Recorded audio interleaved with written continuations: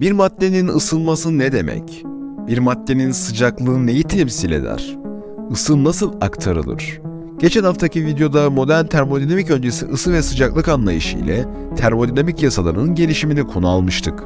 Bu devam videosunda ise ısı ile sıcaklık kavramları arasındaki farkı ve ısı alışverişinin gerçekleşme yollarını inceleyecek, sonrasında da kuantum dünyasının kapılarını göreceğiz. Gelin ısı ve sıcaklığın nasıl bir doğası varmış videonun devamında hep beraber öğrenelim.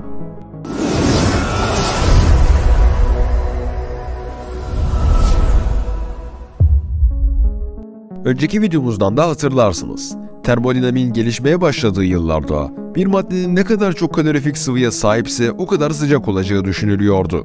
Yani sıcaklığa sebep olan şey bir maddeydi. James Clerk Maxwell, 1871 yılında ortaya attığı ısı teorisinde ısının madde olamayacağını söylüyordu. Çünkü ısı madde olmayan bir şeye, mesela mekanik işe dönüştürülebiliyordu. Richard Feynman ısıyı bir enerji türü olarak tanımladı. Günümüz termodinamik yaklaşımındaysa ısı ve sıcaklık şu şekilde tanımlanır. Bir maddeyi oluşturan tanecikler ve fotonlar titreşir yahut etkileşimde bulunurlar. Bu etkileşimlerin sonucu olarak da ısı ismini verdiğimiz enerji çeşidini üretme potansiyeline sahiptirler. Bir sistemi oluşturan herhangi bir taneciğin kinetik enerjisi ne kadar yüksekse sıcaklık da o kadar yüksektir. Kısacası sıcaklık bir ölçüdür. Sıcaklık, iki sistem arasındaki potansiyel farkı anlayabilmemiz için tanımlanmış bir kavramdır. Bu manada sıcak ve soğuğu, alçak ve yüksek kavramlarına benzetebiliriz. Yüksek olan dağlar, kütle çekim sebebiyle alçalma eğilimindedir. Alçak olan vadiler de yükselme eğilimindedir doğal olarak. Bu yüzden heyelanlar olmaktadır. Bu sayede sistem potansiyel enerjinin her yerde eşit olduğu noktaya ulaşır ve dağlarla vadiler kalmadığında, bütün kare yüzeyi kütle merkezine eşit uzaklıkta olduğunda hareket eğilimi durur. Böylece sistem dengeye gelmiş olur. Termodinamikte de enerji potansiyeli yüksek olan sıcak cisim ile potansiyeli düşük olan soğuk cisim bir araya getirildiğinde bir enerji dengesizliği oluşmuş olur. Bu yüzden sıcak cismin sahip olduğu fazla enerji soğuk cisme akmak ister. İşte bu oluşan potansiyel fark yüzünden aktarılan enerji ısıdır. Isı enerjisinin aktarılmasına neden olan şey ise sıcaklık farkıdır. Sıcaklık ölçü, ısı enerjidir. Peki ısı enerjisi sıcak cisimden soğuk cisme doğru nasıl akabilir? Bunun 3 yolu var. İletim, taşınım ve ışınım. İletim yolunda sıcak olan cismin tanecikleri soğuk olan cismin taneciklerine temas yoluyla titreşimi ve enerjiyi aktarır. Aynı havadaki moleküllerin titreşimleri birbirine aktararak sesimizi iletmesi gibi. Bu yöntemde aktarımın gerçekleştiği madde ne kadar yoğunsa, iletim o kadar hızlı gerçekleşir. Bu yüzden metallerin iyi bir iletken olduğunu söyleriz. Tanecikler arası boşluk fazla değildir. Bir tanecik enerjiyi aldığında kısa sürede yanındaki taneciği ısıya aktarabilir. Diğer bir yöntem ise taşınım. Konveksiyon olarak da bilinen bu yöntemde akışkan olan maddeler ısıyı da maddenin kendi akışıyla aktarmış olurlar. Genellikle sıvı ve gazlarda bu yöntem görülür. Örneğin odanın tek bir noktasındaki kalorifer peteğinin bütün odanın içini ısıtmasında bu yöntemi görebiliriz. Peteğe yakın olan havadaki moleküller iletim yoluyla ısınırlar.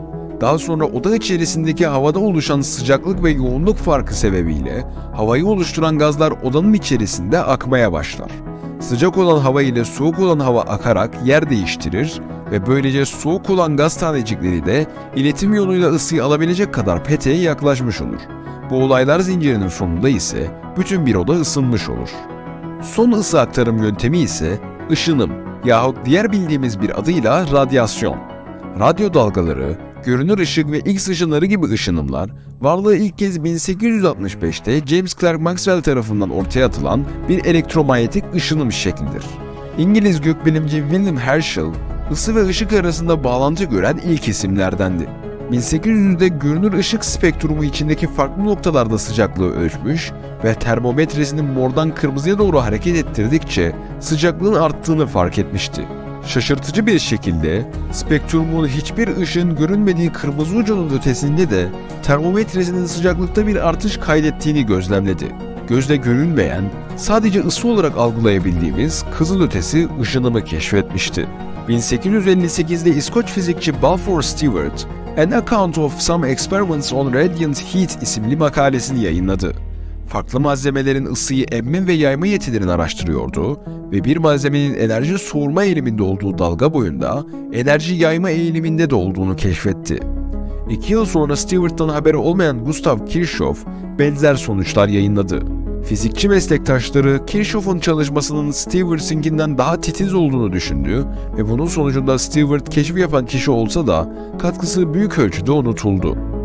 Kendisine çarpan tüm elektromanyetik ışınımı mükemmel bir şekilde emen bir nesne hayal edelim.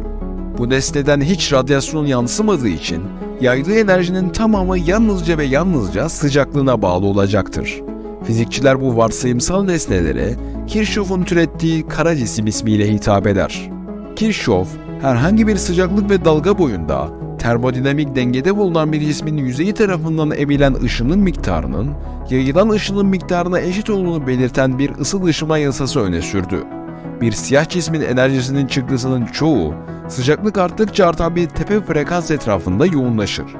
Enerji yayan dalga boylarının tepe frekans etrafında yayılması, kara cisim eğrisi denen belirgin bir şekil oluşturur. 1893'te Wilhelm Wien, sıcaklık değişimi ile kara cisim eğrisinin şekli arasındaki matematiksel ilişkiyi keşfetti. Maksimum ışınımın yayıldığı dalga boyunun kara cismin sıcaklığıyla çarpımının hep sabit olduğunu buldu. Bu, tüm sıcaklıklar için en yüksek dalga boyunun hesaplanabileceği anlamına geliyor ve nesnelerin ısındıkça neden renk değiştirdiğini açıklıyordu. Sıcaklık arttıkça tepe dalga boyu azalır ve daha uzun kızılötesi dalgalardan daha kısa mavi, beyaz ve mor ötesi dalgalara doğru hareket eder. Ancak 1899'a gelindiğinde dikkatli deneyler Wien'in kızılötesi menzil tahminlerinin doğru olmadığını gösteriyordu. 1900'de Lord Rayleigh ve James Jeans, spektrumun kırmızı ucunda neler olup bittiğini açıklayan bir formül buldular. Ancak bu formül mor uçta sonsuz ışınımın gerçekleşeceğini öngörüyordu. Bu bir felaketti.